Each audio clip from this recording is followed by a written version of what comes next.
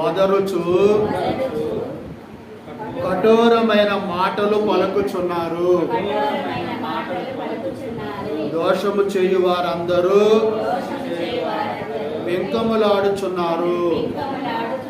యెహోవా చూచుట లేదు. యాకోబు దేవుడు విచారించుట లేదు అనుకొని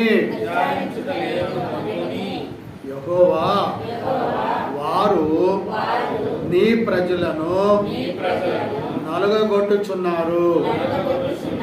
నీ స్వాస్థ్యమును బాధించుచున్నారు. విధవరాండ్లను పరదేశులను చంపుచున్నారు.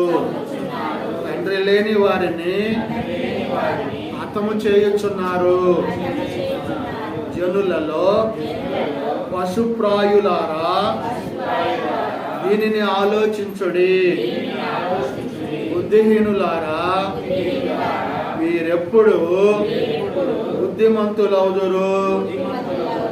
చెవులను కలుగజేసిన వాడు వినకుండునా? కంటిని నిర్మించిన వాడు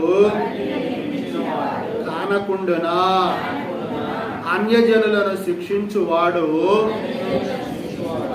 మనుష్యులకు తెలివి నేర్పువాడు దండింపక మానునా?